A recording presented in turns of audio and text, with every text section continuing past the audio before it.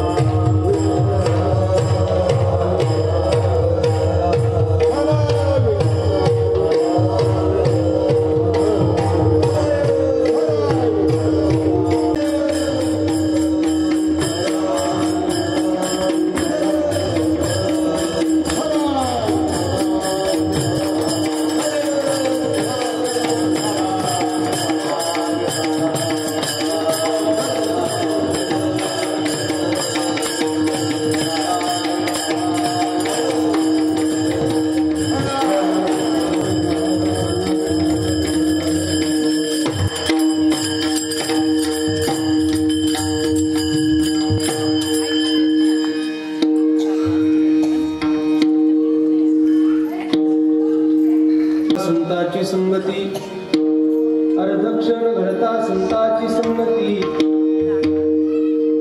तेने होय शांती महत्पापा संत संगती आणि प्रवाही घालू नको संसार मज न करणे सर्वथा परमार्थ पुरता हाती देई संत संगती आणि प्रवाही घालू नको जनार्दनाचा एका करुणा वचनी करी विनवणी पायापाशी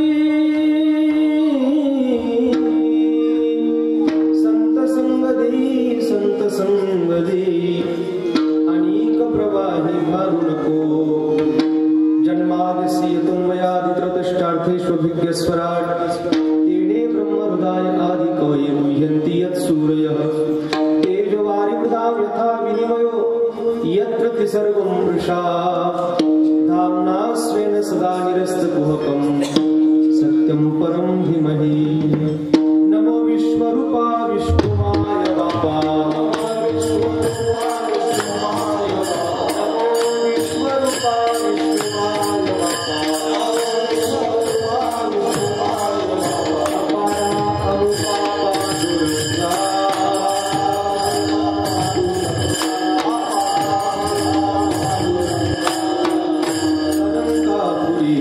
सिंहासनस्थं पदाम्भोजतेजस्फुरदिक्प्रदेशं विदिन्द्राधिदेवैः सदा स्तूयमानं समाधिस्थमूर्तिं भजे ज्ञानदेवं नमो सद्गुरु तुकया ज्ञानदीपा नमो सद्गुरु सच्चिदानन्दरूपा नमो सद्गुरु भक्त कल्याण मूर्ती नमो सद्गुरु भास्करा पूर्ण कीर्ती ज्ञानाचे जे अधिष्ठान ज्ञानाचे जे अधिष्ठान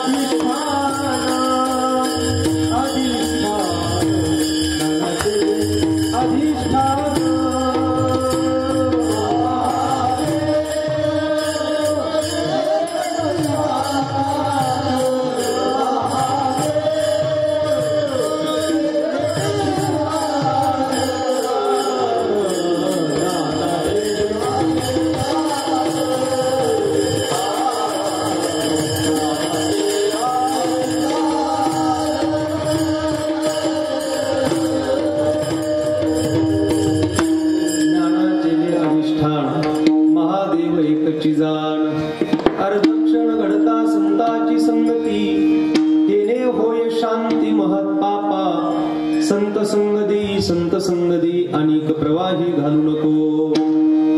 वारकरी संप्रदायाचं शांतीचं वैभव प्रासादिक कृपेने ज्यांचं जीवन युक्त आहे जगद्गुरु प्रतिष्ठा पैठण क्षेत्रवासी शांती ब्रह्म श्री एकनाथ महाराज यांच्या गाथेतील फार गोड अभंग प्रस्तुत अभंगात शांती ब्रह्मनाथ महाराजांनी आपले आराध्य देवत असणाऱ्या भगवान श्री पंढरीश पांडुरंग परमात्म्याच्याकडे आपल्या आध्यात्मिक उन्नतीकरिता अपेक्षित अशी सत्संगाची याचना केली आहे। विठ्ठल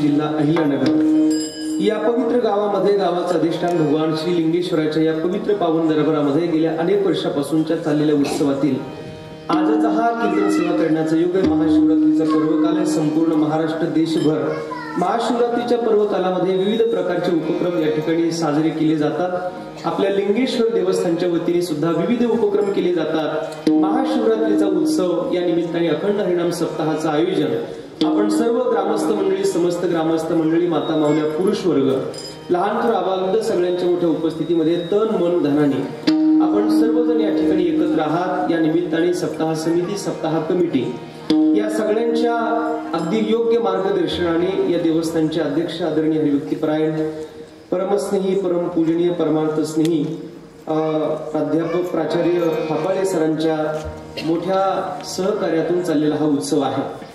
संस्थांची सर्व कमिटी आहे. विविध उपक्रम दरवर्षीप्रमाणे आयोजित केले जातात. त्याच्यातला मुख्य उपक्रम म्हणजे आपला हा वार्षिक सप्ताह आहे. आणि या गावातल्या या उत्सवातील आजचा हा कीर्तन सेवा करण्याचा योग आहे. वारकरी संप्रदायाचे उपासक आमचे परमस्नेही आदरणीय हरिभक्तीपरायण शांताराम महाराज पापळ मामांच्या संपर्कातून मला खरं म्हणजे आजचा हा कीर्तन सेवा करण्याचा योग आला. या निमित्ताने सर्व गावातील पंचक्रोशीतील भजनी मंडळ, लिंगदेव भजनी मंडळ, छोटे छोटे विद्यार्थी आहेत, जुने चौकदार आहेत, विनेकरी आहेत, हार्मोनियम वादक आहेत, आपण सर्वजण देवरूप श्रोतवर्ग आहे. मंडळ चांगला आहे, साऊंड ऑपरेटिंग चांगली आहे. माता मावल्या, पुरुष मंडळी सगळ्यांच्या मुख्य उपस्थितीमध्ये आजचा हा कीर्तन सेवा करण्याचा योग आहे. खरं म्हणजे 7-8 वर्षापूर्वी या भागात माझं फार येणं असायचं. मामांच्या संपर्कातून बरेच वर्षामध्ये थोडंसं येता आलं नाही. त्याच्यामध्ये कोरोनाचा काळ गेला आणि थोडासा आमचा संपर्क तुटला. पण पुन्हा येण्याचा योग आला. म्हणजे मामा मी तसं म्हणालो नव्हतो मी पुन्हा येत, पण मी आलो हे मात्र नक्की. त्याला पुन्हा यायला सुद्धा भाग्य लागतं आणि म्हणून आज येण्याचा योग आला. उपस्थित आपल्या सगळ्या माता मावल्या, पुरुष मंडळी सगळ्यांच्या मोठ्या उपस्थितीत आजचा हा सेवा करण्याचा योग आहे. अभंग संत श्रेष्ठनाथ महाराजांचा आहे. अभंगनाथ महाराजांचाच का? कारण मी पैठणवरच आलोय. विठाल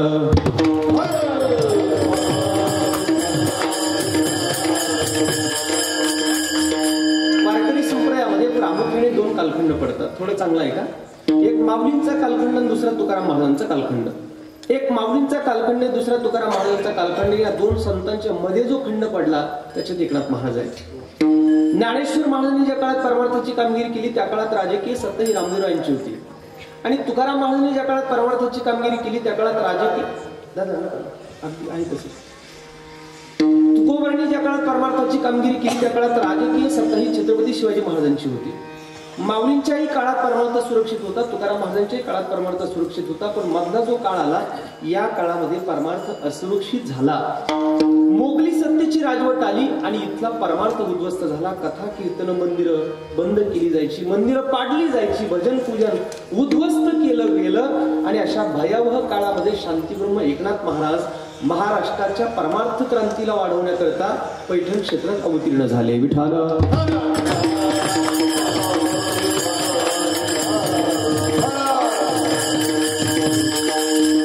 भारतातल्या संस्कृतीला, इथल्या परंपरेला उद्ध्वस्त करण्याकरता काय कमी लोकांनी आक्रमण केली? अहो इथं इंग्रज आले, इथं पोर्तुगीज आले, इथं सिकंदर आला, इथं बाबर आला. म्हणून तर पुन्हा 500 वर्ष लागली आपल्याला राम मंदिर स्थापन होण्याकरता. अनेक लोकांनी इथली संस्कृती, इथला धर्म, इथल्या परंपरा उद्ध्वस्त करण्याकरता प्रयत्न केले. मोगली सत्तेच्या राजवटीत नाथ महाराजांनी परमार्थातली फार मोठी चळवळ उभा केली. आणि मग साध्या लग्नाला आलेल्या वऱ्हाड्यांना सुद्धा भक्ती कळली पाहिजे म्हणून दुर्बळाची कन्या समर्थाने केली. अवदशा निवाली दारिद्र्याची. शेतात बागकाम करणाऱ्या साध्या माळ्याला सुद्धा परमार्थ कळला पाहिजे म्हणून परिमळ गेली ओस फुलं देठी. आयुष्याच्या शेवटी देह तैसा. अशा सोप्या भाषेतून ज्यांनी आपलं काम लोकांच्या पुढ्यात आणण्याचा प्रयत्न केला त्यांचं नाव एकनाथ महाराज. विठाल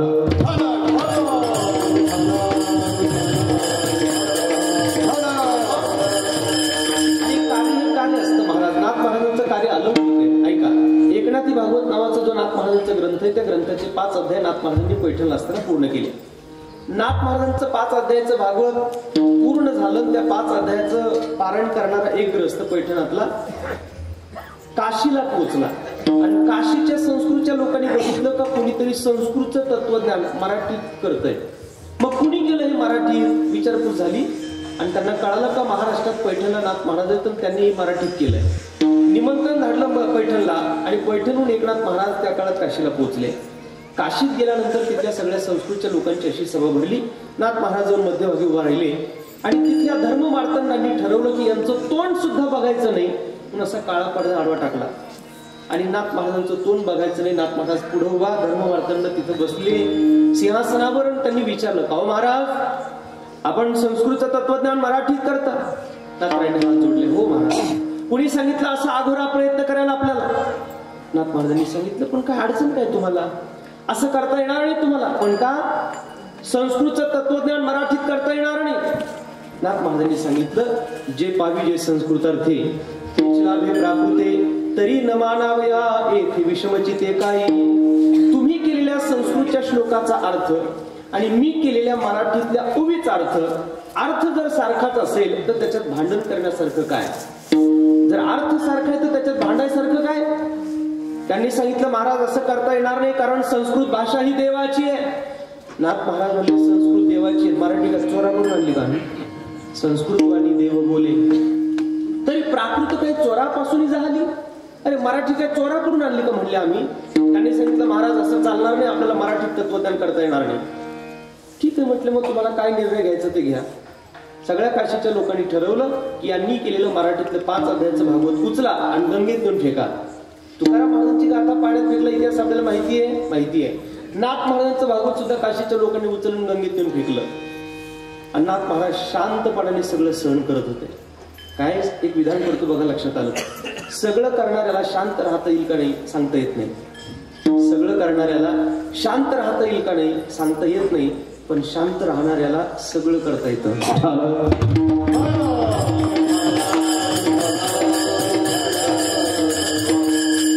नाथ महाराजांनी शांत उभा राहून सगळं केलं. नाथ महाराजांचं भागवत काशीच्या लोकांनी पाण्यात फेकलं. परिणाम असा झाला, गंगा मातेचा वज्रे चुडे मंडित असा हात निघाला आणि नाथ महाराजांचं 5 अध्यायाचं भागवत गंगामय्याने झेललं. आणि मग काशीच्या लोकांनी बघितलं, ज्यांचं भागवत आपण पाण्यात फेकलं ते साक्षात गंगामय्याने झेललं. म्हणजे आलेले महाशिव कोण आहे जरा नीट बघा. आणि मग बघितलं त्यांनी हे कोण आहे. आणि मग त्यांना कळालं, कावडीने पाणी ज्या घरी चक्र पाणी वाहे, चक्र पाणी वाहे, अनन्य भक्ती भावे, ओ अनन्य भक्ती भावे,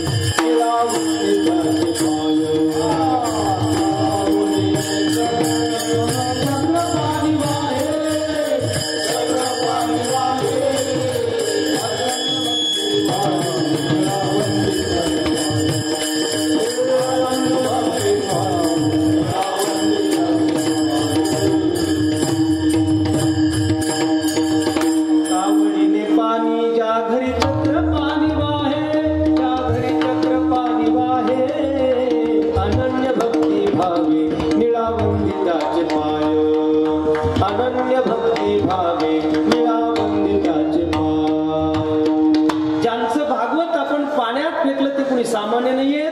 ज्यांच्या दारात स्वतः परमात्मा पंढरीनाथ कावडीने पाणी भरतो, गंधही उगाळून देण्याचं काम करतो, कपडेही धुण्याचं काम करतो, ते हे पैठणचे शांतीब्रह्म एकनाथ महाराज आहेत. हे काशीच्या लोकांना कळालं. आणि मग काशीच्या लोकांनी नाथ महाराजांची मिरवणूक काढली. नाथ महाराजांच्या चरणावर नतमस्तक झाले आणि सांगितलं, महाराज आता उरलेलं तुमचं सगळं भागवत इथंच होऊ द्या. आनंद आहे महाराज आपल्या महाराष्ट्राला, का महाराष्ट्राचं मराठीचं भागवत काशी सारख्या संस्कृतच्या मातीत जन्माला आलं.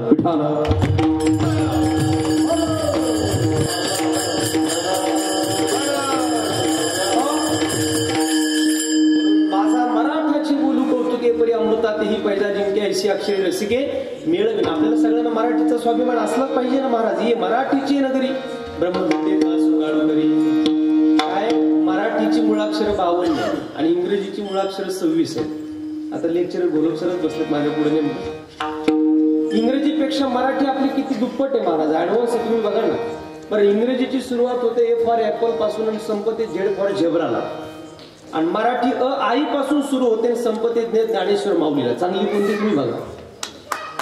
इंग्रजी शिकून आपल्या मुलांनी असं नाही. आता इंग्रजी लेकर आहेत ना, आता हे कीर्तनकार जर झाले तर उद्या भविष्य काळात इंग्रजीतूनच कीर्तन करणार आहे. इथल्या आया नाही वाटत असेल आपली पण लेकर अशीच गाणारी व्हावीत, पण ती होतात पिणारी. कारण तुम्ही त्यांना इथं आणतच नाही, त्याचा तो परिणाम आहे. Charity beginning at home. संस्कार हे घरातूनच असतात, लक्षात ठेवा. म्हणून उद्या आपली लेकरं ज्युनियर केजी पासून इंग्लिश मिडियमला ती शिकलीच पाहिजे. आपल्याला इंग्लिश यावी, आपल्याला पोर्तुगीज यावी, आपल्याला जगातल्या सगळ्या भाषा याव्यात, फ्रेंच याव्यात, सगळ्या भाषा आपल्याला याव्यात. पण एवढं सगळं आपल्याला प्राप्त झाल्यानंतर आपण आपल्या मराठीला विसरू नये.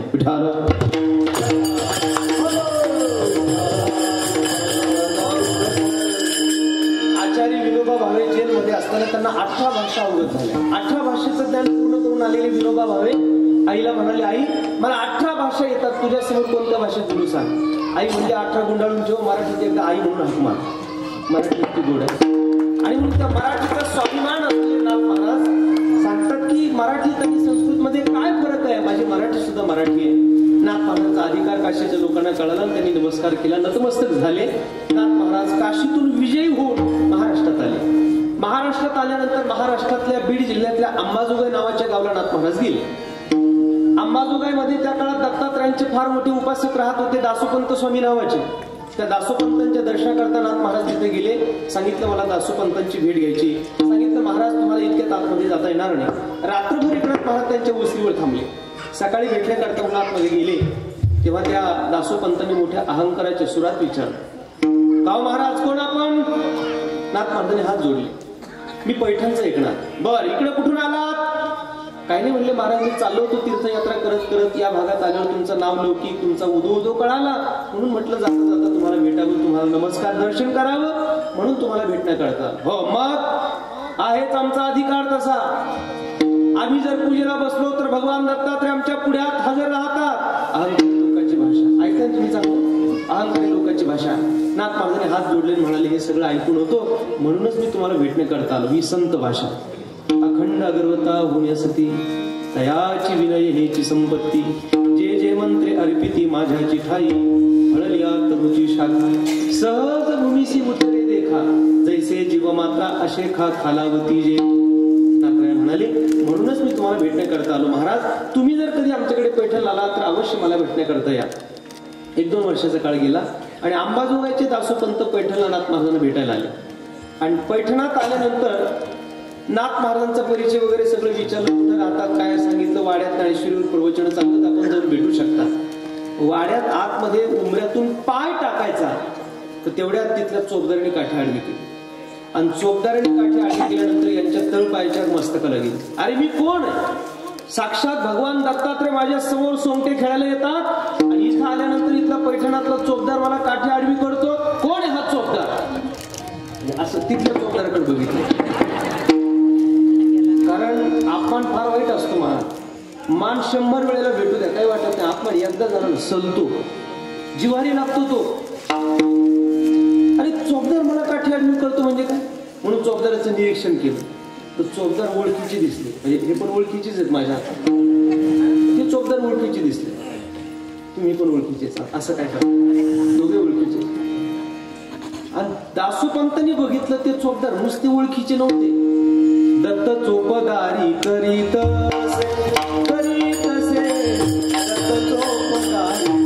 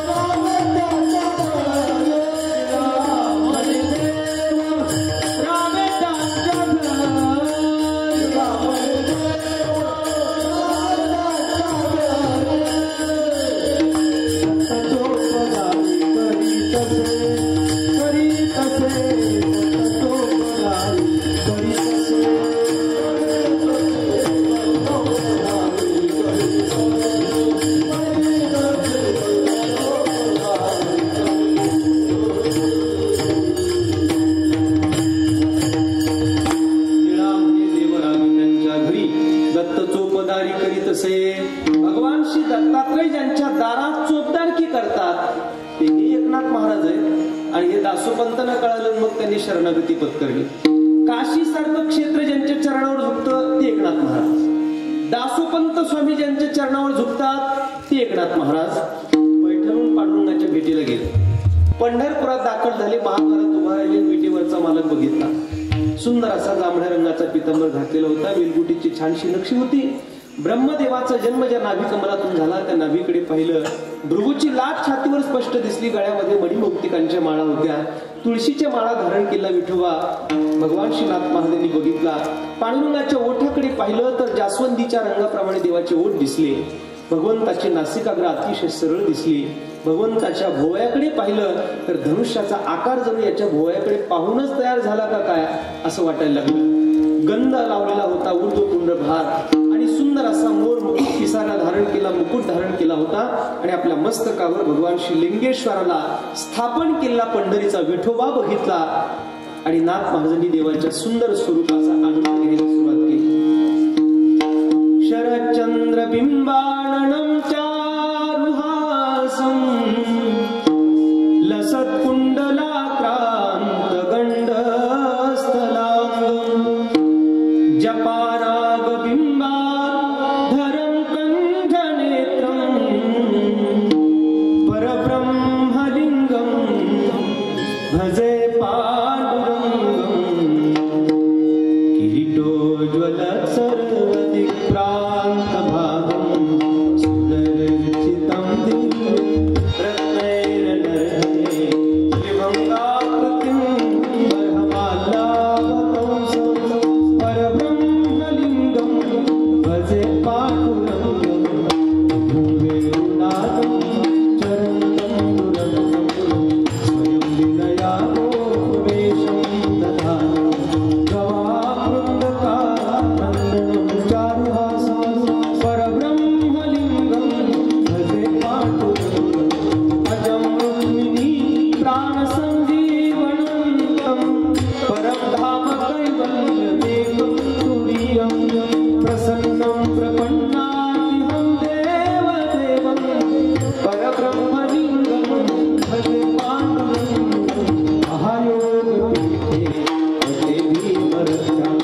वरं पुण्डरीकाय धातु मुनीन्द्रः समागत्य तिष्ठन् नमानन्दकन्दं परब्रह्मलिङ्गं भजे पाण्डुरङ्गं परब्रह्मलिङ्गं भजे पाण्डुरङ्गं परब्रह्मलिङ्गं भजे पाण्डुरङ्गं परब्रह्मलिङ्गं भजे पांडुरंगम. पांडुरंगाच्या सुंदर स्वरूपाचं वर्णन नाथ महाराजांनी बघितलं, शंकराचार्यांनी केलेलं. एकटक देवाकडे बघितलं आणि मग देवाला सांगितलं, देवा अरे मी आलोय. विटेवर उभा असलेला देव, कटेवर हात त्याची पांडुरंगाची त्याने ऐकलं, मी आलोय. तुम्ही आलात? तुम्ही आलात म्हणजे कोण आहात? जनार्दनाचा एका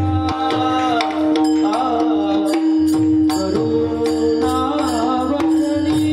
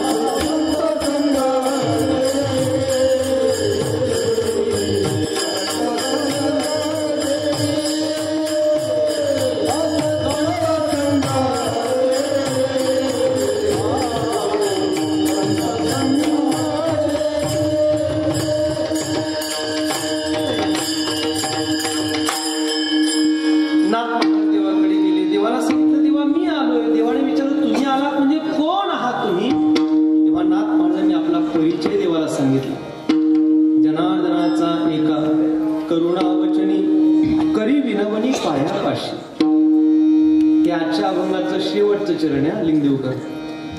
एरवी कीर्तनाचा क्रम लावताना आपण पहिल्या चरणापासून शेवटच्या चरणापर्यंत लावतो, एक नाही कन्नड.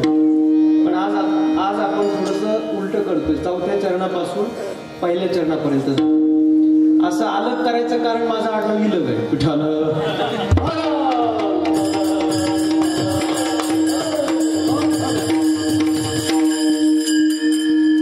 जनार्दन स्वामींचा एकनाथ तुझ्याकडे आलोय असा परिचय नाथ महाराज देवाला देतात. हे नाथ महाराजांचं आय कार्ड आहे, आयडेंटिटी प्रूफ, ओळखपत्र.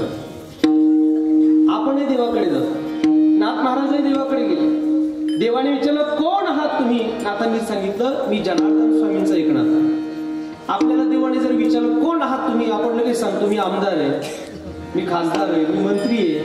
आणि याच्याशी देवाला 1% काही घेणं देणं नाही. कोण आहात तुम्ही? आम्ही जो महाराजांकडून आलो. कोण आहात तुम्ही? आम्ही जनार्दन स्वामींकडून आलोय. कोण आहात तुम्ही? आम्ही निळोबारायांकडून आलोय, आम्ही तुकोबारायांकडून आलोय. परिचय जर तुम्ही देवाला संताचा दिला तर देवाची ताकद नाही तुम्हाला कॅन्सल करण्याची. तुका म्हणे तुम्ही निरविल्यावर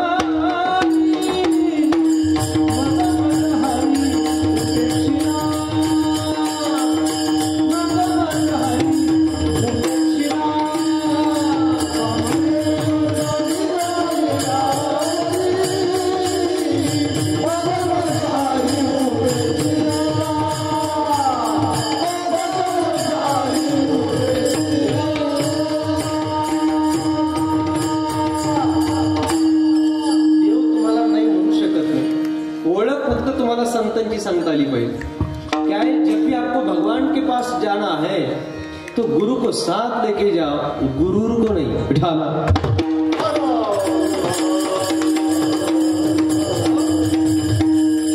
परमार्थ हा अहंकारी लोकांचा मार्ग नाही माणूस. म्हणून आपल्या वारकऱ्याची परंपरा आहे पंढरपुरातली पाया पडे जन एकमेका पंढरीसी लोका नाही अभिमान. उठा उठी अभिमान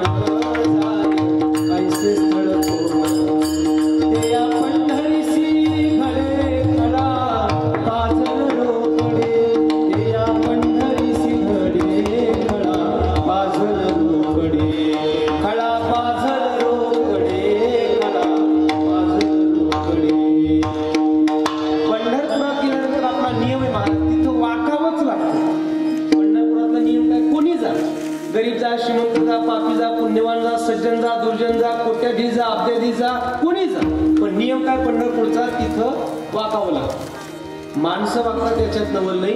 पंढरपुरातून चंद्रभागा सुद्धा वाकूनच जाते.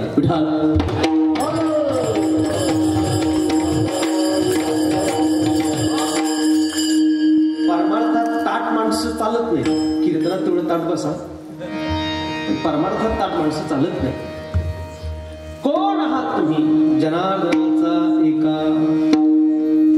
संतांकडून देवाकडे गेला माणूस जर सांगू लागला मी संतांचा माणूस आहे तर देव नाही म्हणू शकत नाही. देवाचा माणूस जर संतांकडे आला आणि सांगू लागला देवाचा माणूस आहे, संत पाहतही नाही.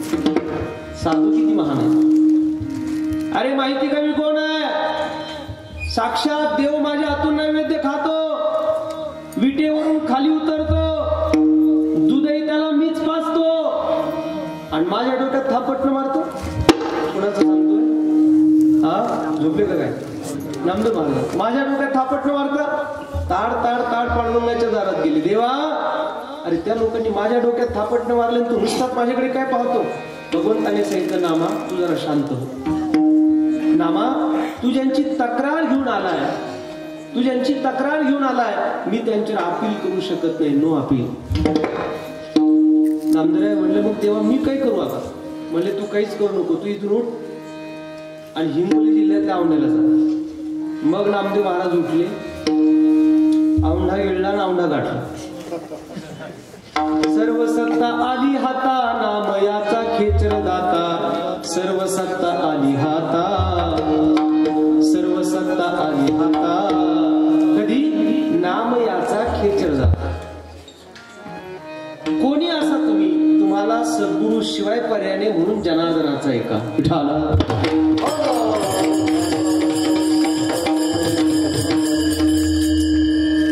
आजही हिंद केसरीच्या आखाड्यात जर एखाद्या पहिलवानाला उतरायचं असेल ना, त्याला विचारतात पठ्ठ्या कुणाचा. आपल्या नगरला असंच म्हणतात, मी नगर जिल्ह्यातलाच आहे, फक्त तुम्ही या टोकाला तर मी त्या टोक्याला आहे. मला बीड सुरू होतं लगेच. आपल्या नगरला असंच म्हणतात पठ्ठ्या कुणाचा. पठ्ठ्या कुणाचा म्हणजे कुस्ती शिकवणारा गुरु कोण आहे? तो म्हणला नाही बा, मीच काजू बदाम पिसते काय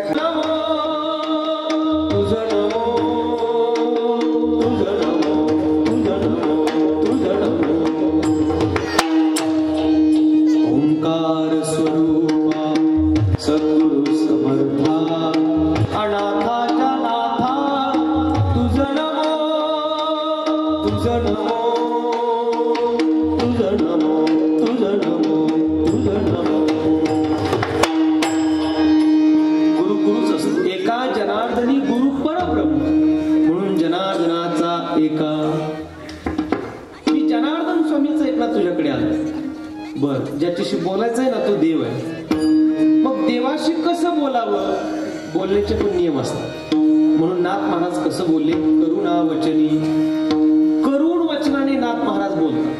खरं म्हणजे पापड मावा, मला इतका आनंद वाटला की आपल्या सरांनी सगळ्या कीर्तनकारांशी जे त्यांचं बोलणं आहे, जे त्यांचा संपर्क आहे, तो मला फार आवडला, फार आवडला. अगदी अगोदर कीर्तनकाराला त्यांचं लेटर आलेलं आहे, महाराज या दिवशी तुमचं कीर्तन आहे, या दिवशी ही वेळ आहे. हे सगळं अगदी निश्चित करून तुम्ही इथं किती वाजता पोहोचणार आहात, जेवणाची काय व्यवस्था करायची, कधी पोहोचणार आहात, किती वाजता अगदी सगळं इतकं सुंदर चालतं. फक्त सरांना विनंती, जशी तिकडून येताना काळजी घेतली तशी इकडून जाताना पण घ्या. नाही तर लोक आम्हाला तिकडून येतानाच विचारतात महाराज कुठपर्यंत आला, महाराज कुठपर्यंत आला. आणि इकडून जाताना महाराज नेमके गाडीत आहेत का, महाराज गाडीवर आहेत का, गाडी महाराजांवर. सर असं करणार नाहीत अजिबात, मला याची पूर्ण कल्पना आहे. कारण नियोजन म्हणजे नियोजन आहे महाराज. आम्ही जेवायला बसलो मागाशी, तेव्हा ते म्हणले मी आता घरी जाऊन जेवण करून येतो. मी विचारलं पापड मामांना वगैरे कार्यकर्त्यांना, ते म्हणले नाही सर इथलं पाणी सुद्धा पिणार नाही. मला आवडलं. त्या गजानन महाराज संस्थानला शेगावला शिवशंकर भाऊ पाटील होते, आता वारलेमध्ये 1-2 वर्षापूर्वी. शिवशंकर भाऊ पाटील अध्यक्ष होते. फार स्ट्रिक्ट कारभार होता. मला त्यानंतर फक्त आपल्याला सरळ बघायला भेटले विठाला.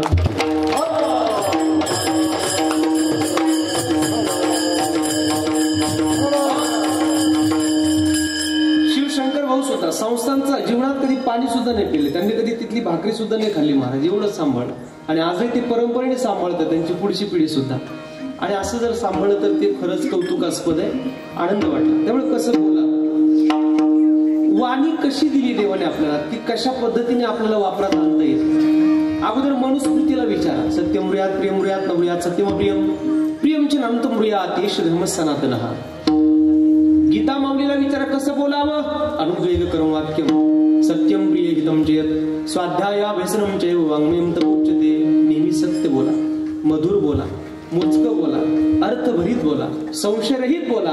कोणाच्याही मर्माला झोंबेल असं बोलू नका. तैसे साचानी मवा मी तुले आणि रसाळ शब्द जैसे कल्लोळ अमृताचे. तुकोबारांना विचारा, मुखी अमृताची वाणी, मुखी अमृताची वाणी.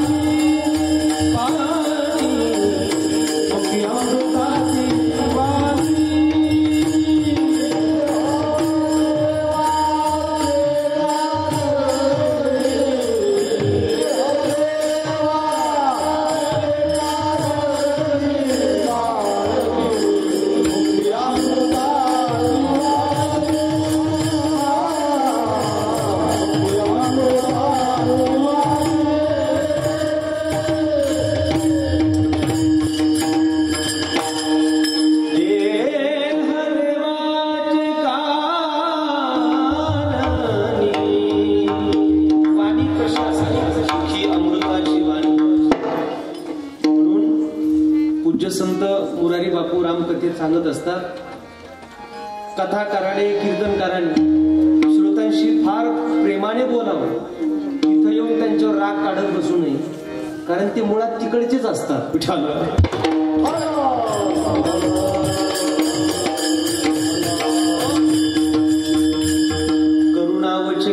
करुण वचनाने नाथ देवाशी बोलतात म्हणून बोलण्याचे नियम असतात आणि शब्द ही ताकद असते महाराज, शब्द ही संपत्ती असते. आवाज मोठा करण्यापेक्षा शब्दाचं वजन चांगलं असावं. विठाला आम्हा घरी धन शब्दाची तरते शब्दाची शास्त्रे यत्न करू शब्दाची आमूत जीवाची शब्दाची आमूत जीवाची जीव. गोड वाजवलं दादा, त्यांच्यासाठी एकदा चांगली टाळी वाजवा. आम्हाला सांगावं लागतं किती बंद करून ठेवा, पण तुम्ही छान वाजवताय. शब्द वाटू धन जन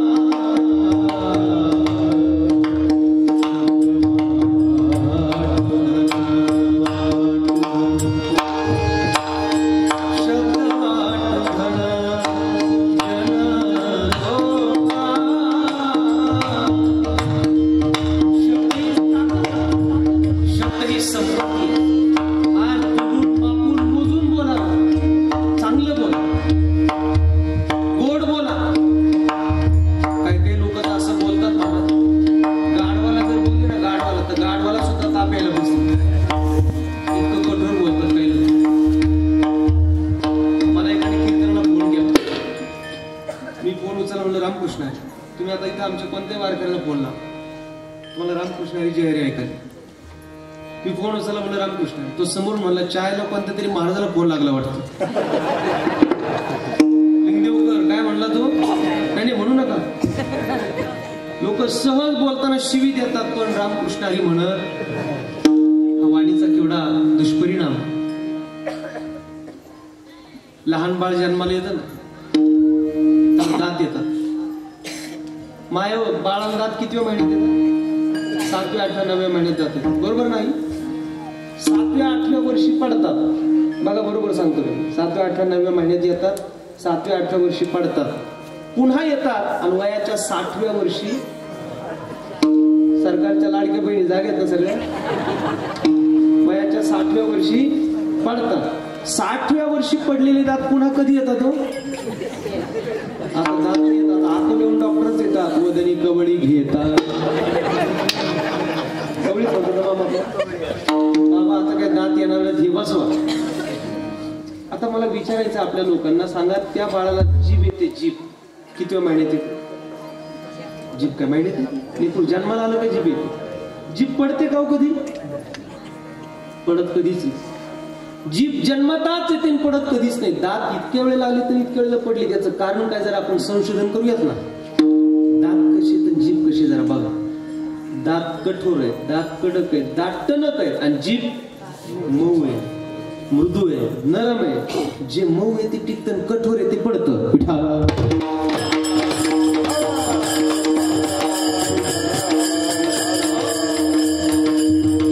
म्हणून करुणावचनी संतांचे शब्द इतके असामान्य असतात महाराज. बोलतात कधी कोणत्याही काळात, पण उपयोगी पडतात कोणत्याही काळात.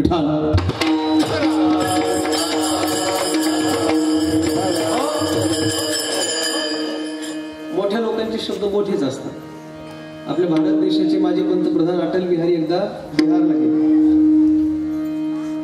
अटल बिहारी वाजपेयी एकदा बिहारला गेले. बिहारच्या लालू प्रसादजींनी बघितलं, अटलजी आले, रागावले, लाल डोळे केले आणि मोठ्याने म्हणाले, हमार बिहार मा तुम्हार काका. कळलं ना? ही जरा लोकांनी जास्त आवडीचं गाणं. आता ते अटलजीच महाराज काही नाही, रियाज नाही, काही नाही, शांत माईक समोर आले आणि हळू स्वरात म्हणाले, हमारे प्रिय मित्र लालू प्रसाद जी यादव, उन्होंने हमसे पूछा हमार बिहार में तुम्हारा का काम. हम उनसे कहते हैं आप तो सिर्फ बिहारी है, हम अटल बिहारी हैं। कळलं ते भाग्यवाणी, बाकी सगळे काल्याच्या प्रसादाला नक्की मोठी माणसं मोठीच असतात ना। लोकमान्य टिळकांचं डोकं दुखायला लागलं, टिळकांचं डोकं दुखायला लागलं, त्यांचा एक हितशत्रू जवळ आला, म्हणला सर आज डोकं दुखते वाटतं। म्हणले आज फार डोकं दुखतं, रामबाण औषध आहे माझ्याकडे। म्हणले सांग। काय नाही म्हणले, तुम्ही गाढवाच्या पाया पडा, पटकन डोकं नीट होणार। लोकमान्य टिळक त्याच क्षणी म्हणाले वा वा, काय चांगलं औषध सांगितलं, कर पाय पुढं।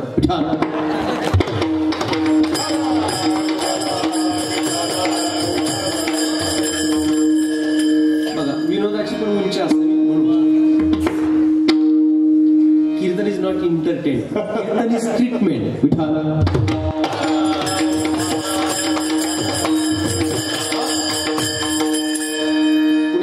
आचार्य आत्रेंच्या घरापुढे एक कुत्र मरून पडलं। त्यांनी म्युन्सिपाल्टीला फोन केला, म्हणले हॅलो, अहो म्हणले आमच्या गल्लीमध्ये कुत्र मरून पडले। रागवला तिकडचं माणूस, का म्हणले रोज कुत्रे मरतात, गाढव मरतात, मांजर मरतात, उंदर मरतात, आम्ही रोजच येतून फेकतो, एखाद दिवशी तुम्ही उतरून फेका ना, काय अडचण नाही। त्यांनी सांगितलं मी त्याच्यासाठी फोन नाही केला, गावात जर कोणी मेलं तर त्याच्या नातेवाईकाला कळवावं म्हणून फोन केला। ही लोक अभ्यासनासारखी आहेत महाराज, काय माणसं होऊन गेली। वपू काळे, पु ल देशपांडे वाचा कधीतरी, वाचा। नाथ महाराजांचं वाङ्मय, माऊलींचं वाङ्मय 750 वर्ष झाली। ज्ञानेश्वरीच का वाचतात लोक, गाथाच का वाचतात लोक, करुणा वचनी। विठाला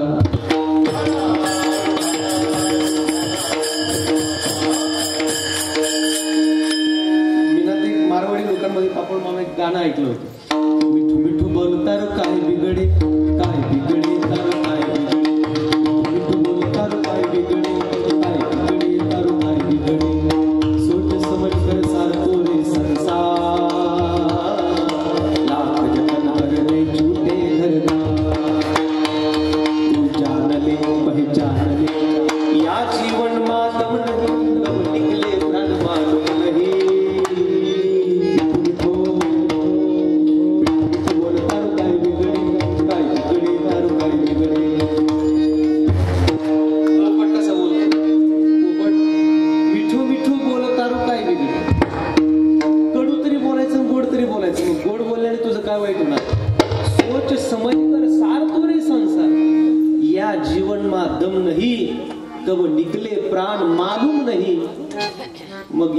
जीवन क्षणिक आहे तर आपण चांगलं बोलून जीवन का खर्च करू नये। म्हणून करुणा वचनी करी विनवणी पायापाशी। नाथरायांनी देवाला सांगितलं, देवा मी जनार्दन स्वामींचा एकदा तुझ्याकडे आलोय, ही वाणी पवित्र करण्याकरता आलोय, तुझ्या चरणावर माझा नमस्कार असो। आता देवाला ओळख, देवाला परिचय दिलाय तो नाथ महाराजांनी आपल्या जनार्दन स्वामींचा परिचय दिला। देवाला इतका आनंद झाला, महाराज पंढरीचा विठोबा आनंदाने फुलला आणि देव म्हणू लागला, नाथराया तुम्ही आलात, वा वा, काय पाहिजे, काय अपेक्षा, काय सुख, सोनं नाणं, भोग, ऐश्वर्य, संपत्ती, काय देऊ काय?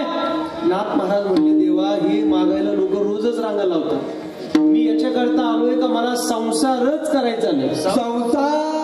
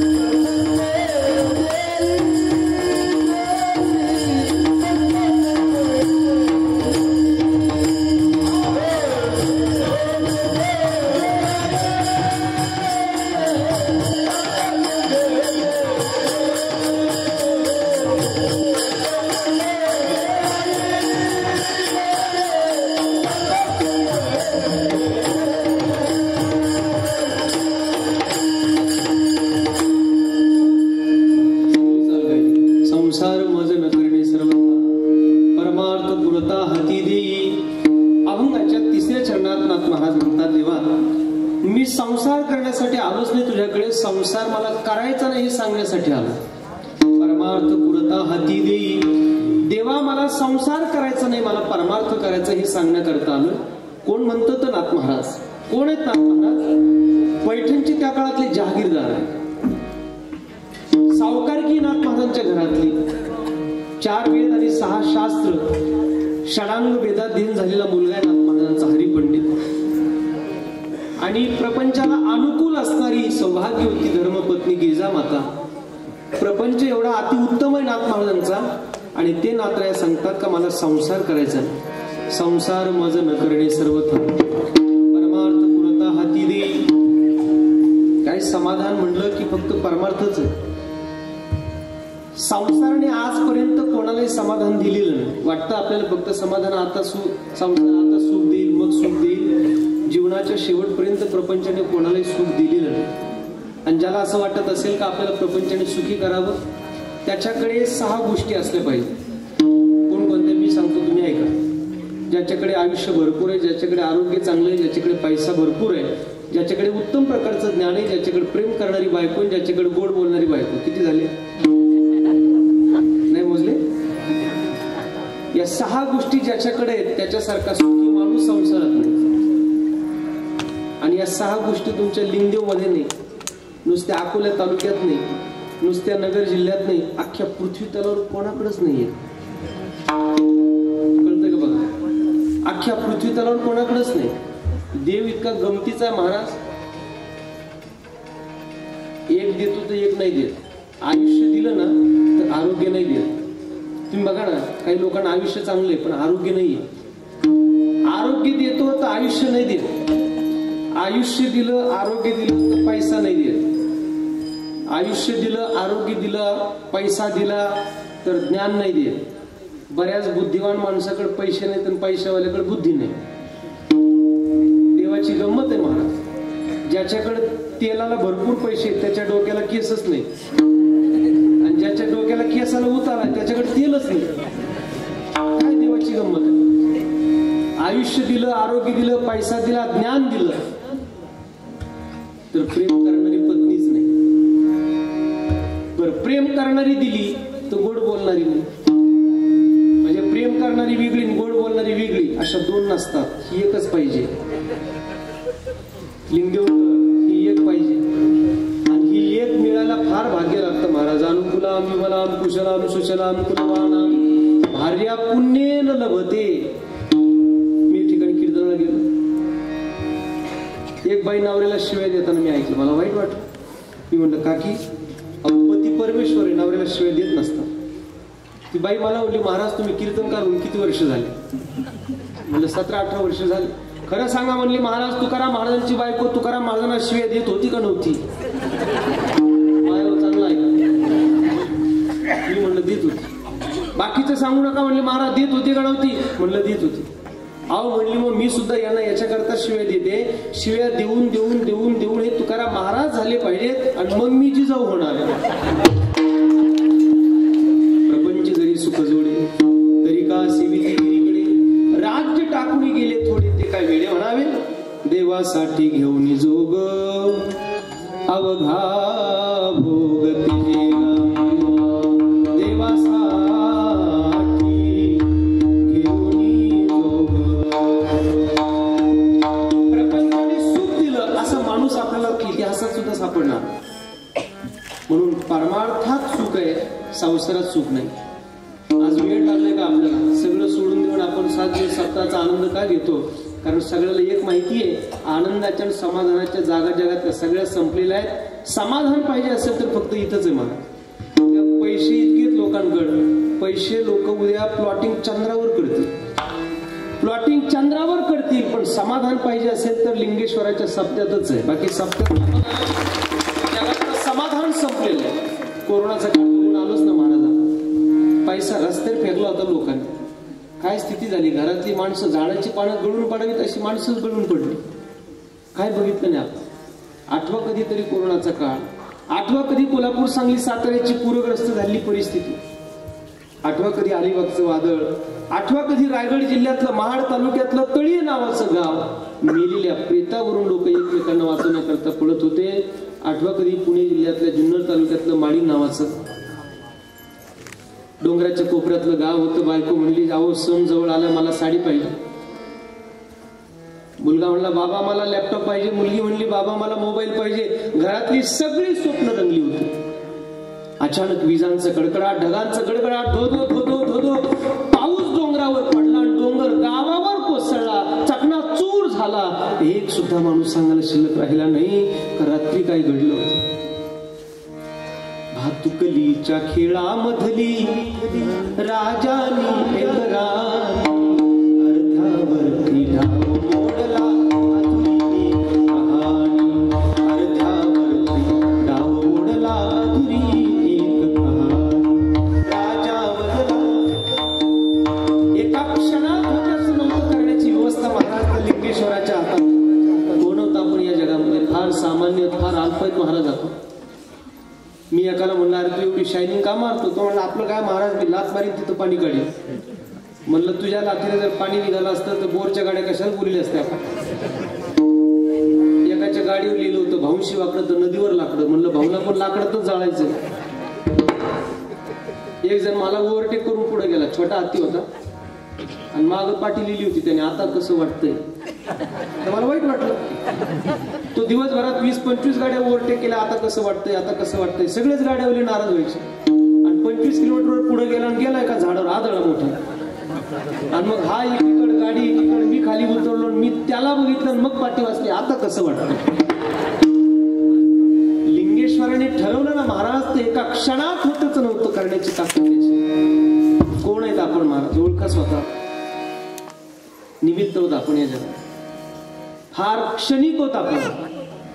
नाही म्हणले महाराज सप्त्यात लोक सगळे लोक जातात पण पठ्ठ पायच ठेवीत नाही सप्त्यात. लिंगेश्वर तुला ठेवूच देत नाही. नाही म्हणले सगळे लोक पंक्ती देतात, कोण देणग्या देतात, आपण नाही जात तिथं, आपण नाही देत. देव तुझं घेतच नाही.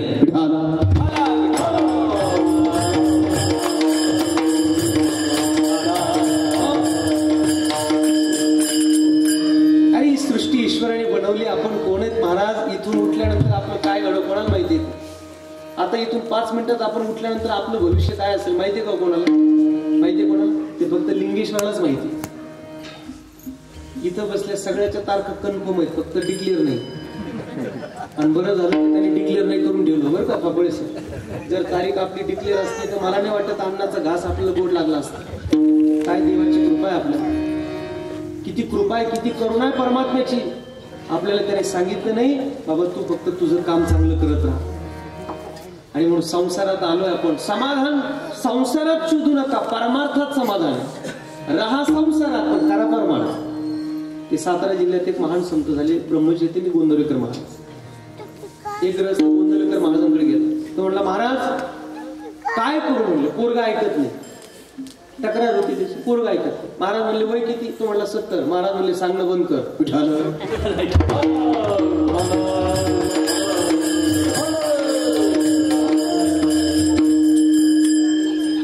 काय खरं म्हणजे काही की साधू इतके धारदार आणि बाणेदारपणाने बोलायचे. सांगणं बंद कर, समाधान सोपं आहे.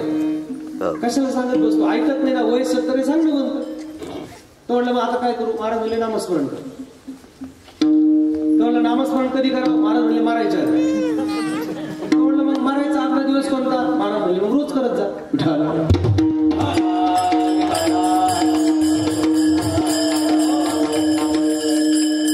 मारायचा आदला दिवस तर काय आपल्याला माहिती नाही ना, मग आजचा पण आदलाच असू शकतो आपला. म्हणून आता या क्षणाला रामकृष्ण हरी म्हणा. सकाळी झोपेत उठल्याबरोबर रामकृष्ण हरी म्हणा. जेवायला बसलात तर रामकृष्ण हरी म्हणा. मग अन्नाचा घास तोंडात घाला. आणि रात्री झोपताना सांगा देवा मी आता झोपतो बरं, मला सकाळी उठव. मला एक जण म्हणे महाराज देव कशाला उठील? अलाराम लावून ठेवला तर उठतो माणूस. मी म्हणलं अलाराम उठवतो का? तो म्हणे मला अलाराम नाही उठव, राम आल्यावर माणूस उठतो. अलाराम नाही उठत आपल्याला. अलाराम वाजला पाहिजे ही सुद्धा त्याची सोय लक्षात ठेवा. इतके क्षणिक आणि शुल्लक होत आपण. कसला अहंकार घेऊन आलो मग काय ऍटिट्यूड मिळवतात लोक संसारात राहा संसार ही निमित्त आहे पण त्या संसारात जर तुम्ही भक्ती नामचिंतन नामस्मरण परमार्थ ईश्वर सेवा सत्कर्म जर करत राहिलात तुमच्यासारखं सुखी तुम्हीच आहात विठाल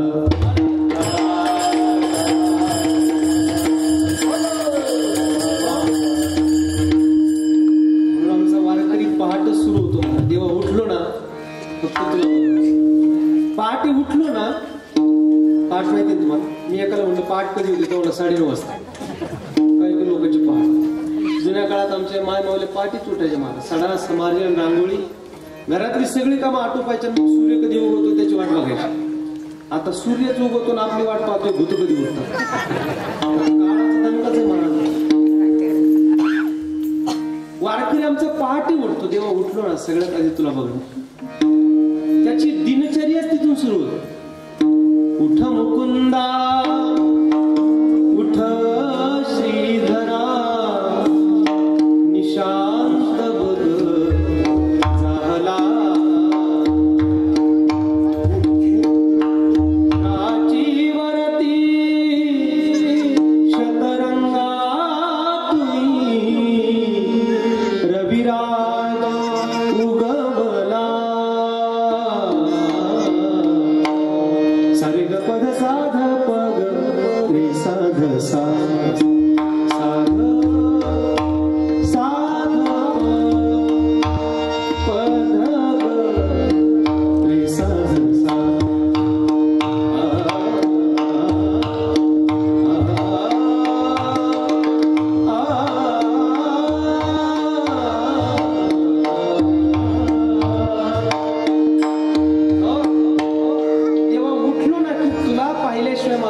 सुरू नको आहे आणि म्हणून आमचा वारकरी पहाटचा काकडा सुरू करतो उठा उठा प्रभात झाली चिंता श्री विठ्ठल माऊली दिनजनाची सावली येई धावनी स्मरताची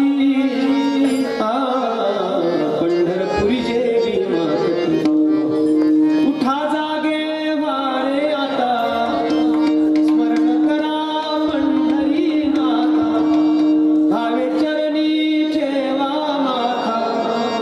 कवी व्यथा जन्माच्या उठा उठा साधू संत साधा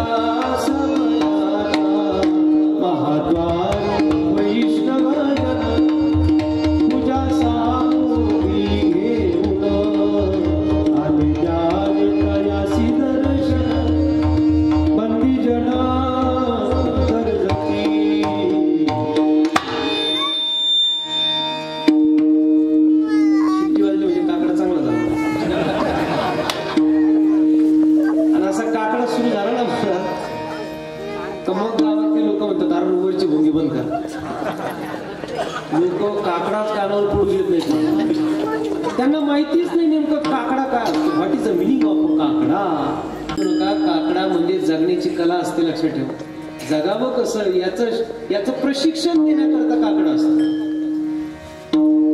हरिपाठ आणि काकडा ही वारकऱ्याची संधी आहे वारकरी चुकत नाही ते गावातले जे काकडा करणारे भजनी लोक आहेत काकडा म्हणजे जगण्याची कला आहे काकडा शिकवतो त्यांना उठवा होय जागा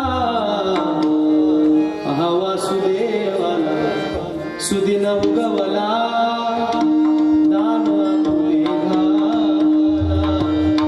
जगजोगी जगजोगी जागे बोलती जगजोगी जगजोगी जागे बोलती खूप चांगला आहे काकडा तर वारीत काकडा माझा आवडीचा भाग आहे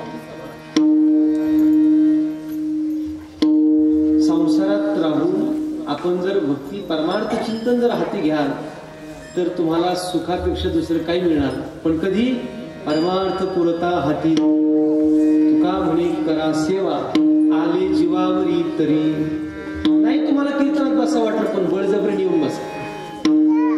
आज ना उद्या हळूहळू कीर्तन आवडेल, हळूहळू कीर्तनातली रुची वाढेल, पखवाज कळेल, गायन कळेल, चाल कळेल, राग कळेल, मात्रा कळेल, श्रम कळेल आणि हळूहळू परमार्थाचा आनंद परमोच्च आनंदापर्यंत निवडून पोहोचेल. पण इकडे कधी आलीच नाही, कीर्तनाचा मंडपच पाहिला नाही, तिकडूनच आम्ही देव मानत नाही, आम्ही देव मानत नाही. मला एक जण म्हणलं महाराज I don't believe in God. मी म्हणलं प्लीज रिपीट सर. आणि मग त्याला वाटलं याला पण इंग्लिश कळते, म्हणजे धोत्रावाल्या लोकांना इंग्रजी कळत नाही असा बऱ्याच जणांचा गैरसमज. त्यांना माहितीच नाही आता नवीन काळात मी धोत्र येतात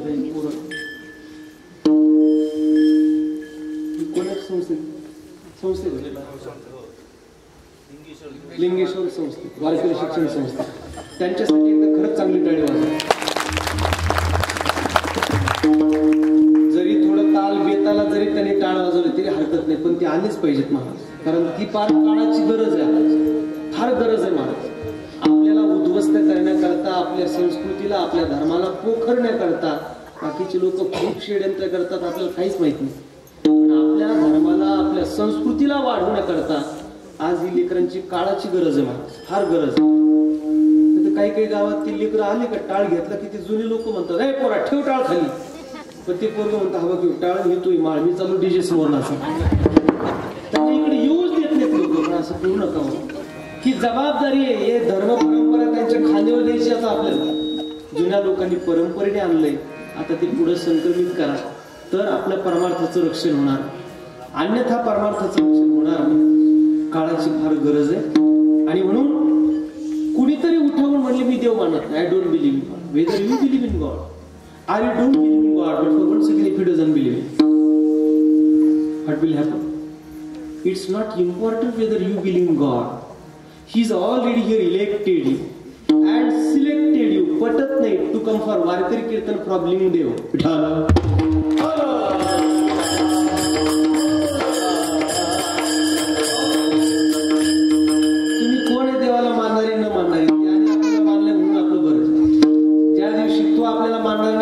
आपल्या दारापुढे गर्दीच गर्दी. ही जर त्याची व्यवस्था असेल तर आपण परमार्थ करा, भक्ती करा, नामसंकीर्तन, नामचिंतन करा. देव, देश, धर्म आणि समाज हे आपल्या जबाबदारी आहे. देवासाठी, देशासाठी, धर्मासाठी, समाजासाठी काहीतरी आपल्याला द्यायचं, याच्यासाठी आपण इथं आलोय. म्हणून संसार मज न करणे सर्वथा परमार्थ पुरता हाती घे. मग महाराज हे शिकवतं कोण? दुसऱ्याच्या सत्संग.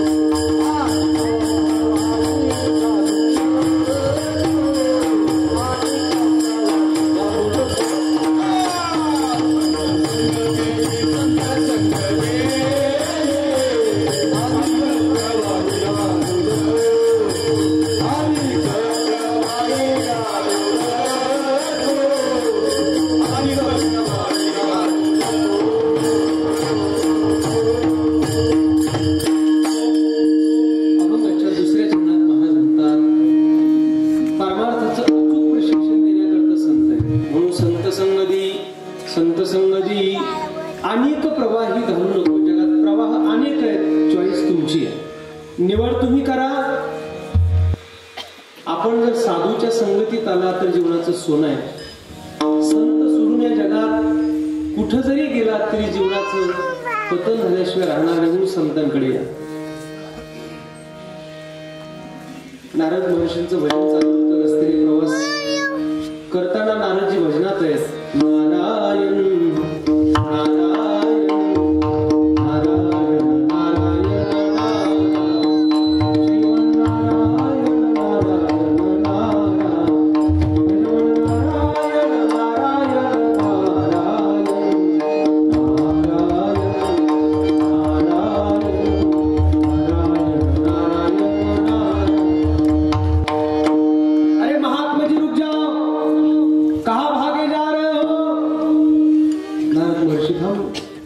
बघितलं, विचारलं कोण आहे. म्हणले या भागातलं सगळ्यात मोठे दरोडेखोर. बर कशासाठी आला? काय नाही म्हणले, महाराज तुमच्याकडे काही सोनं नाणं असेल द्या म्हणले, नाहीतर प्राण जाईल. नारदाने गळ्यातला विना काढून दिला, चिपुळ्या घेतल्या दिल्या. म्हणले घे. त्याने विचारलं, म्हणले हे काय? म्हणले हे सोनं आहे आमच्याकडे, दुसरं सोनच नाही, दुसरं धनच नाही आमच्याकडे. जोडीले हे नसले धन अविनाश आनंद घड अमृत मूर्ती मधुसूदन समचरणी देखी येला. अरे पण हे घेऊन काय करणार आहे म्हणे. अरे पण ज्यांच्यासाठी हे सगळं करतोय ते तुझ्या पाप पुण्यात बरोबर आहे. जा म्हणले विचारून ये. वाल्या कुणी घरी बायकोला विचार पापात बरोबर आहे का? बायको म्हणले पुण्यात बरोबर आहे, पापात नाहीये. मुलांना विचारलं तुमचं कसं काय? पोरं म्हणले बाबा आता तुमचं तुम्ही बघा, आमचं आम्हाला बघू द्या. आणि मग वाईट वाटलं मला, आणि मग पश्चाताप झाला. पूर्वजन्मी पाप गेले ते हो विस्तारिले, विषय सुख नाशिवंत सिंहाते बिलक. 84 लक्ष योनी तीर्था दुःख भोगी, ज्ञानदृष्टी हरपली दोन्ही नेत्र. वाईट वाटलं. नारदांना नमस्कार केला आणि सांगितलं महाराज क्षमा करा, उपकार करा. आणि हे जीवन चरणावर घातलं. नारद होते ते. महर्षी नारदांनी डोक्यानं हात फिरवला, परिसराचा स्पर्श व्हावा, लोखंडाचं सोनं व्हावं असं झालं. भारताचे आद्य कवी, रामायणाचे निर्माते, एक डाकू व्हावा हा संत स्पर्शाचा परिणाम आहे. विठोबा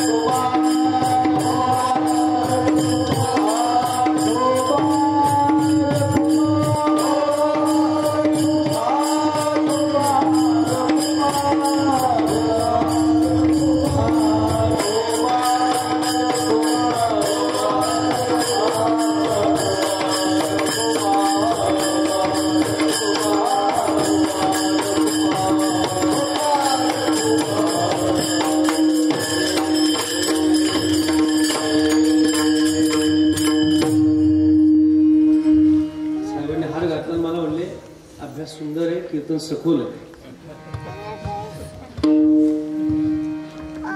आमच्या कीर्तनाची तशी प्राइस कमी, पण संप्रदायातला व्हॅल्यू चांगला आहे आमचा.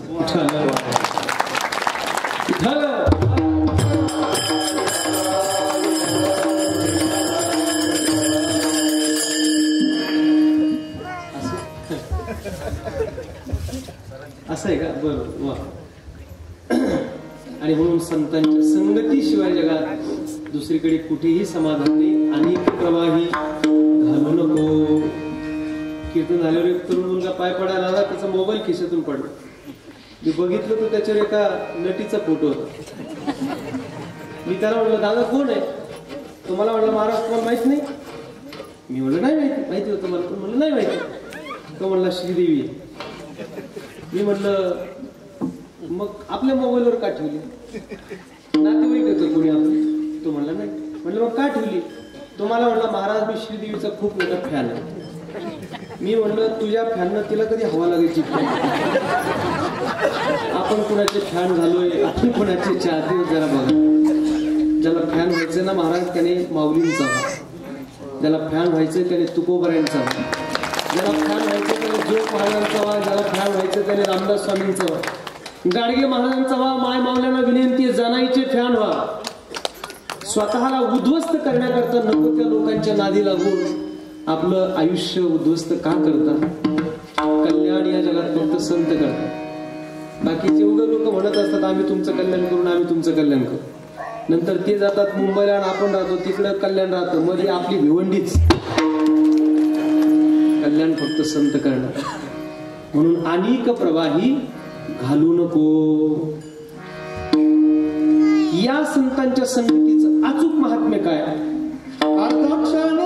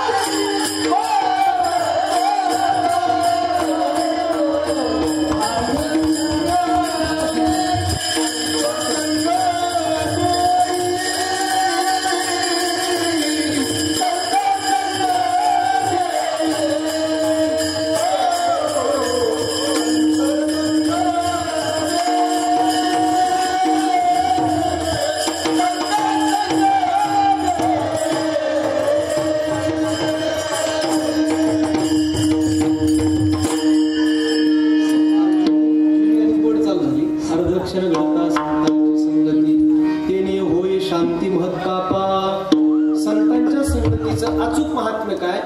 या संतांच्या संगतीत आपण अर्धाक्षर जरी आला तरी उद्धार. अर्धाक्षर घडता संतांची संगती. तुळशीदासजी म्हणतात एक घडी आधी घडी आधी से पुन्हा आध तुलसी संगत साधू की तो कटे कोट आपला. नाकऱ्या भागवतात तेच वर्णन करतात. निमिषार्ध होता सत्संग ते संगी होय भवभंग या लागी सत्संगाचे भाग्य साधक सौभाग्य जाणती तेने होय शांती महत पापा. पाप असेल उपपाप असेल महापाप असेल आपल्या वाट्याला आलेलं सगळं पाप संतांच्या संगतीत आल्याने जळून खाक होईल. म्हणून आपण सत्संगात या चालू असला आपला हा लिंगदेवचा सत्संग सोहळा आणि या सत्संग सोहळ्यातील आजचा हा कीर्तन सेवा करण्याचा योग. लोक ऐकायला चांगली आहेत पण दुश्मन घड्याळ थांबत नाहीत. माझी वेळ संपली आणि वेळेत थांबणारा महाराज असल्यामुळे विनाकारण लोक व्हायचे बोरण मला याचा जोर असं अजिबात नसतं माझं. अगदी वेळेत थांबलं पाहिजे. ठिकाणी आदरणीय फापळे सर असतील, सर्व कमिटी असेल, माता भगिनी पुरुष मंडळी सगळ्यांच्या पवित्र उपस्थितीमध्ये सहकार्यातून चाललेला हा उत्सव आहे. लिंगेश्वर भगवंताच्या या पवित्र पावन दरबारात आमचा हा सेवा करण्याचा योग. गावातील सर्व भजनी मंडळ दोन्ही पखवाज वादक या ठिकाणी हार्मोनियम वादक असतील, चोपदार असतील, महाराज मंडळी असतील, गावातील आपले महाराज रानवडे महाराज, परशुराम महाराज आणि सर्व वारकरी मंडळी या सगळ्यांच्या उपस्थितीमध्ये चाललेला हा सेवेचा योग या ठिकाणी आहे. आणि माझे परमार्थ स्नेही शांताराम महाराज पापड मामांच्या संपर्कातून आजचा सेवेचा योग आला. अगदी आमचा जुना संबंध आहे. मामांचे चिरंजीव सुद्धा आता महाराष्ट्रातील एक प्रख्यात पखावज वादक आहेत आणि मामांनी या ठिकाणी मला संपर्क केला, येण्याचा योग आला. 27ला सुद्धा पुतुळला काल्याचं कीर्तन आहेच आहे, पण आता तुमचाही काला त्याच दिवशी असेल इकडचं, नाही का? बरोबर, 2 सारखेच आहे. आणि म्हणून सेवा करण्याचा योग या ठिकाणी प्राप्त झाला. सगळ्यांच्या चरणावर नतमस्तक होतो. बोलण्याच्या ओघात एखादा अपशब्द आला असेल, यदक्षरम पदभ्रष्टम मात्राहीनम यद्भवेत् तत्सर्व क्षम्यता देव प्रसिद्ध परमेश्वर. सगळ्यांनी एकदा वर हात करा. गोड भजने माऊलींचं आपण सगळेजण त्याचा आनंद घेऊया आणि कीर्तनाला पूर्ण विराम.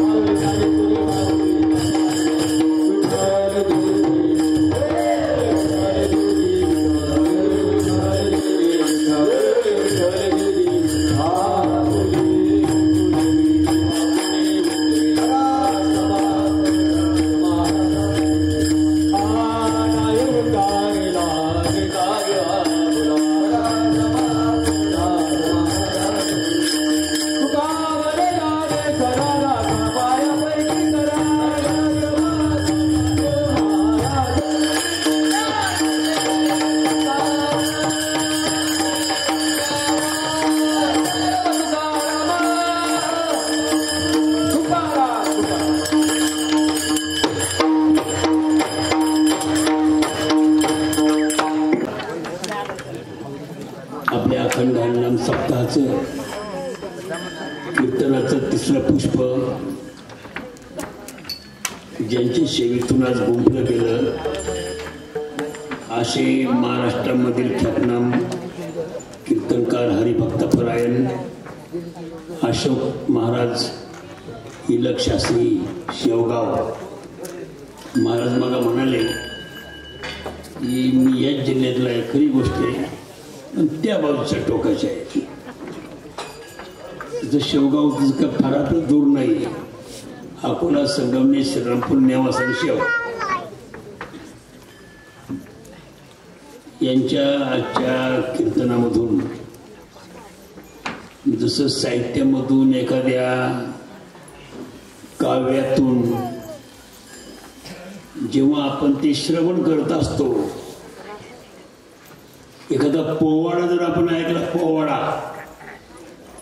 तर आपल्याला वाटतं की पोवाडा ऐकलं, आता माझ्या हातात तलवार द्या आणि आता मी लढाई करतो आणि शत्रूला ठार करतो, असं पोवाडा ऐकल्यावर वाटतं. एखादं करुणजनक जर काव्य वक्तव्य ऐकलं तर आपल्या डोळ्यातून अश्रूच्या धारा वाहतात आपोआप. असे एकूण 9 रस आहेत. 9 जसजसं वक्तव्य, जसजसं गायन आपल्या मनावर परिणाम करतील तशी आपल्यामध्ये प्रक्रिया घडत असते. तसं आजचं कीर्तन झालं शांत रसाचं. शांत रस सर्व कीर्तनामध्ये आजची शांतता. गायन महाराजांचं अतिशय गोड, कर्णमधुर. किती ऐकावं तेवढं थोडं त्याच वाटत होतं. गोंधळ नाही, काहीतरी ओबडधोबडपणा नाही, अशा प्रकारची शिस्तबद्ध. आणि महाराजांनी त्याला दिलेली साथ, पापळ महाराजांची. कोतुळ, आता महाराज म्हटले कोतुळच्या काल्याचे कीर्तन महाराजांचे. आणि अशा प्रकारचं महाराज ते हार घालण्याचं बोलतो. मग माझा मुलगा, आता तो माझा मुलगा पण त्याने हार घातलेला नाही. आम्ही या सप्ताहामध्ये जो जास्त कष्ट करीन, परिश्रम करील, त्याला हार घालण्याची संधी देतो. ज्याची देणगी चांगल्या प्रकारची आहे वरची, त्यांना संधी देण्याचा प्रयत्न करतो. जो कष्ट करतो, जी सेवा करतो, ज्याचं सेवेमधलं काम चांगलं आहे सप्ताहामधलं, त्याला संधी देतो. आम्ही देवस्थानचा अध्यक्ष, पाटील, सरपंच, चेअरमन यांना ते त्या पदावर म्हणून कधी आम्ही संधी देत नाही. आणि आमचा कामाचा कोणाचं लक्ष आहे, आमचा कॅमेरा सगळ्यांवर चालू असतो. कोण काय करा, अगदी महाराजांचं कीर्तन कसं चालू आहे हे सुद्धा आम्ही अभ्यासत असतो. तेव्हा या ठिकाणी महाराजांचा आजच्या उत्कृष्ट सेवा झाली. महाराजांना मी पुढच्या वर्षीचं पुन्हा निमंत्रण देतो. आणि आपल्या अखंड सप्ताहामध्ये मग काही लोक म्हणले, कुठेतरी एक बाई म्हणत होती की दररोज जेवण ठेवायची, मग जरा बरं वाटतं. मग अशा बाईला किंवा अशा पुरुषाला जो कोणी म्हणतो ना, तर मी तर त्याला डायरेक्ट म्हणतो, मी तुला अकोल्याला 3 दिवस जेवलेले, तू पण हे बोलू नको. तुला अकोल्याला पर्यंत दररोज पकवणार जेवण घालतो, पण हे बोलू नको माणसांमध्ये. अहो ही जेवण काय आहे ते समजून घ्या तुम्ही. गावागावांना, त्यांच्या गावाला लोक कीर्तनालाच येत नाही. कीर्तनाला फक्त 9 लोक, आणि लोक कीर्तनाला येत नाही म्हणून लोकांनी टायमिंग बदलाव, सप्तेचा बदलवला. 9 ते 11 ऐवजी 7 ते 9 ठेवला.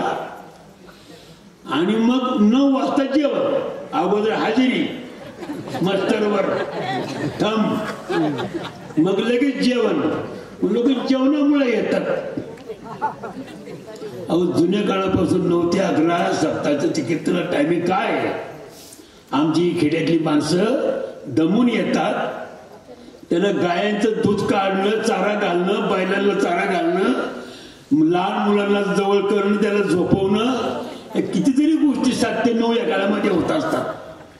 आणि त्या काळामध्ये कीर्तन ठेवायचं म्हणजे लोकांना कीर्तनला यायचंच नाही बा. अनेक लोक आम्हाला कीर्तनकार मला म्हटले, सर तू टाइम बदलाव, मला काहीच बदलणार नाही. आम्ही कीर्तन बंद करू पण टाइम बदलवणार नाही. कीर्तन आमचं 9 ते 11 राहील. हे लोक जे बसले, महिला पुरुष, ही शांत चित्ताने बसलेले, सर्व घरचं आटपून आलेले. तेव्हा ही जेवण जी आहेत ना, लोकांनी कीर्तनला यावं म्हणून. पण आपल्या इथं तो प्रश्न आहे का? नाही. लिंगेश्वराच्या दरबारात तो प्रश्न कधीच येणार नाही, लक्षात ठेवा. हा 3रा दिवस आहे, संख्या चांगली आहे त्या मानानं. तेव्हा आणि शिवाय महाराज आमचं लाईव्ह चालू आहे प्रक्षेपण. लोक घरून कीर्तन ऐकतात. आमचे मुंबईचे आमचे गावकरी कीर्तन ऐकतात. घरात बसून आमचे पुण्याचे आमचे ग्रामस्थ कीर्तन ऐकतात. त्यामुळं या ठिकाणी महाराजांचं कीर्तन अतिशय सुंदर झालं, खूप गोड झालं. महाराजांना मी धन्यवाद देतो. आणि आमचे कार्य, आपल्या गावचे देवस्थानचे विश्वस्त उत्तमराव हाडवळे महाराजांना शाल श्रीफळ देऊन महाराजांचा सत्कार करते. उत्तम हाडवळे.